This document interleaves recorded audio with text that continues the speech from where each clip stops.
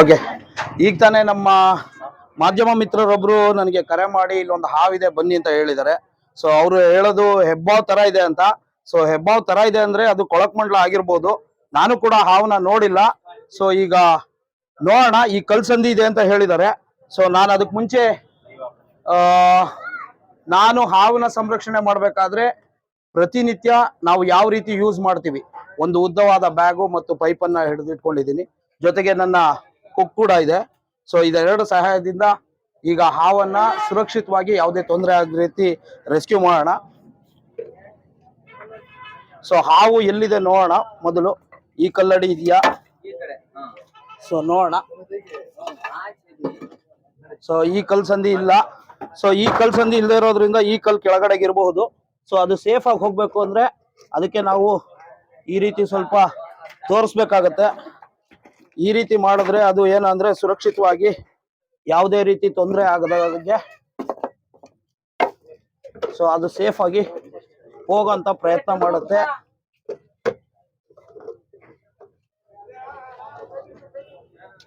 So ಅದ್ರ ಪ್ರಯತ್ನ ಅದು ಬಹಳ ಸೂಕ್ಷ್ಮವಾಗಿ ಮಾಡೋದ್ರಿಂದ ನೋಡೋಣ ಸೊ ಎಲ್ಲಿದೆ ಅಂತ. ಸ್ವಲ್ಪ ಹಿಂದೆ ಇದ್ರೆ ದೊಡ್ಡದ ಚಿಕ್ಕದ? ಕೊಳಕ್ಮಂಡ್ಲ ಹಾವು. ಸೊ ನೋಡ್ಬೋದು, ಹಾವು ಅತ್ಯಂತ ದೊಡ್ಡದಾಗಿದೆ. ಸೊ ದಯವಿಟ್ಟು ಎಲ್ಲ ಹಿಂದೆ ಇರಿ, ಸ್ವಲ್ಪ ಯಾರು ಹತ್ರ ಬರಕ್ ಹೋಗ್ಬೇಡಿ. ಹಾವು ಸುಮ್ಮನೆ ಆಮೇಲೆ ನಿಮ್ಗೆ ತೊಂದರೆ ಆಗುತ್ತೆ. ನೋಡಿ, ಹಾವು ನೋಡ್ಬೋದು, ಅದು ಆಕಾರ ಶೇಪ್ ತಗೊಂಡಿದೆ. ಸೊ ಈ ರೀತಿ ಶೇಪ್ ಅಲ್ಲಿ ಇದ್ರೆ ಹಾವು ಕಡಿಯೋ ಸಾಧ್ಯತೆ ಎಲ್ಲ ಇರುತ್ತೆ. ಸೊ ಹಾಗಾಗಿ ಅದನ್ನ ಸುರಕ್ಷಿತವಾಗಿ ಅದಕ್ಕೊಂದು ಡೈರೆಕ್ಷನ್ ಕೊಟ್ರೆ ತಾನಾಗೆ ಅದ್ರೊಳಗೆ ಹೋಗುತ್ತೆ. ನೋಡಿ, ಆ ಡೈರೆಕ್ಷನ್ ಅಲ್ಲಿ ಕೊಟ್ಟ ತಕ್ಷಣ ಅದ್ರ ಸೇಫ್ಟಿ. ಯಾವ ಕಾಲದಲ್ಲಿ ಬರ್ತವೆ ಹಾವುಗಳೆಲ್ಲ? ಸೊ ಇದು ವಿಂಟರ್ ಸೀಸನ್ ಅಲ್ಲಿ ಬರ್ತದೆ ಸಾಮಾನ್ಯವಾಗಿ. ನೋಡಿ, ಅದ್ರಲ್ಲಿ ಹೋಗ್ತಾ ಇಲ್ಲ. ಯಾಕೆ ಅಂದ್ರೆ ಡಿಸ್ಟರ್ಬೆನ್ಸ್ ಜಾಸ್ತಿ ಇದೆ. ಸೊ ಹಾಗಾಗಿ ಅದು ಗಾಬರಿ ಆಗಿದೆ. ಮತ್ತೆ ಈ ಬೈಟ್ ಮಾಡೋ ಸಾಧ್ಯತೆ ಇರುತ್ತೆ. ದಯವಿಟ್ಟು ಎಲ್ಲ ಹಿಂದೆ ಇದ್ರೆ ಒಳ್ಳೇದು. ನೋಡಿ, ಅದು ಬೈಟಿಂಗ್ ಪೊಸಿಷನ್ ತಗೋತಾ ಇದೆ, ಅಗ್ರೆಸಿವ್ನೆಸ್ ನ. ಸೊ ಆ ಅಗ್ರೆಸಿವ್ನೆಸ್ ತಗೊಂಡ್ರೆ, ಆ ಅಗ್ರೆಸಿವ್ನೆಸ್ ತಗೊಂಡಾಗ ನೋಡಿದ್ರ ಬೈಟ್ ಮಾಡುತ್ತೆ. ಸೊ ಅದಕ್ಕೆ ಹೇಳಿದ್ದು ದಯವಿಟ್ಟು ಹಿಂದೆ ಇರಿ ಅಂತ. ಒಂದ್ ನಿಮಿಷ ದಯವಿಟ್ಟು ನೀವೆಲ್ಲ ಆಚೆಗೆ ಬಂದ್ರೆ ಅದು ಸುರಕ್ಷಿತವಾಗಿ ಅದೇ ಹೋಗುತ್ತೆ. ಇಲ್ಲ ಅಂದ್ರೆ ನೀವು ಕಚ್ಚಿಸ್ಕೋಬೇಕಾಗತ್ತೆ. ಸೊ ದಯವಿಟ್ಟು ನಮ್ಮ ಮಾತು ಕೇಳಿ ಹಿಂದೆ ಬನ್ನಿ. ಯಾಕೆಂದ್ರೆ ಹಾವಿನ ಸ್ವಭಾವ ಯಾರು ಕೂಡ ಪ್ರಿಡಿಕ್ಟ್ ಮಾಡಕ್ಕಾಗಲ್ಲ. ಸೊ ಅದು ನೀವು ಒಂದು ಹೆಜ್ಜೆ ಶಬ್ದ ಮಾಡಿದ್ರೆ ಅಲ್ಲಿ ಶಬ್ದ ಮಾಡಬೇಡಿ. ದಯವಿಟ್ಟು ಹೋಗಿ ಆ ಕಡೆಗೆ.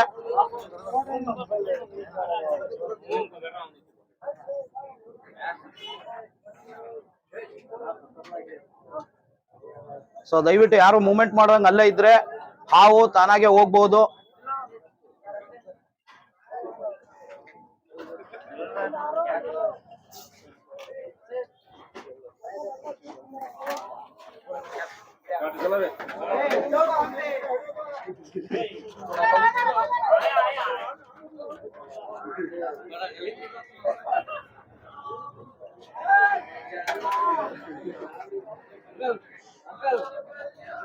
ದಯವಿಟ್ಟೆಲ್ಲ ಹಿಂದೆ ಇರಿ, ಹೇಳ ಮಾತು ಕೇಳಿ. ಸುಮ್ಮನೆ ಆಮೇಲೆ ಹಾವು ನಿಮ್ಗಲ್ಲ, ಹಾವು ತೊಂದರೆ ಆಗುತ್ತೆ. ಸೊ ಹಾವಿನ ಸುರಕ್ಷತೆ ಬಹಳ ಇಂಪಾರ್ಟೆಂಟ್. ದಯವಿಟ್ಟು ಹಿಂದೆ ಇದ್ಬಿಡಿ.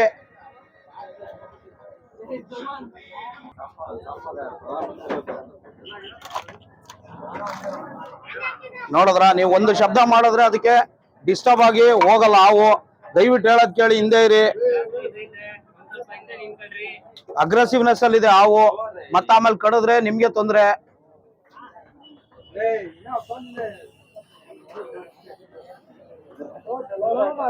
ಮಾಡ್ತಾ ಇದೆ.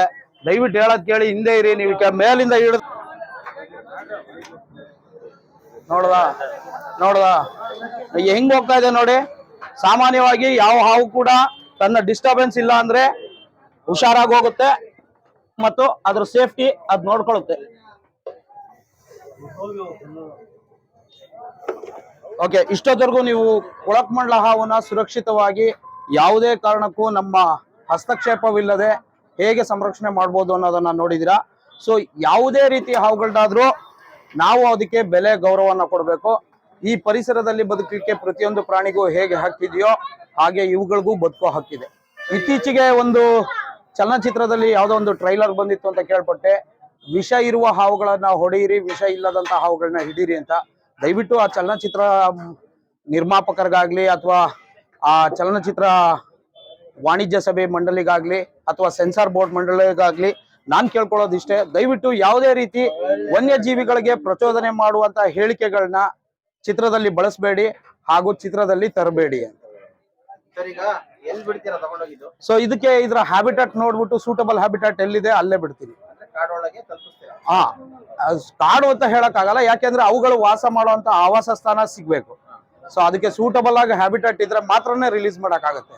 ಈಗ ಇಲ್ಲ ಅಂದ್ರೆ ನಾವ್ ಇಲ್ಲಿಂದ ತಗೊಂಡಾಗ ಎಲ್ಲೋ ಬೇರೆ ಕಡೆಗೆ ಬಿಟ್ರೆ ಅದು ಸರ್ವೈವ್ ಆಗಲ್ಲ.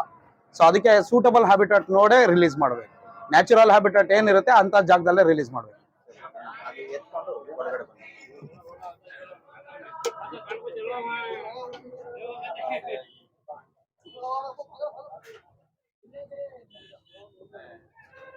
ಆಗ. ಚಲೋ ಚಲೋ ಚಲೋ ಚಲೋ ಚಲೋ ಚಲೋ ಆಗ.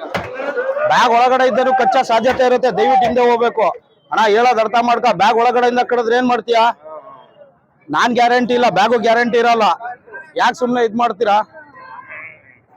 Okay, thank you. Thank you.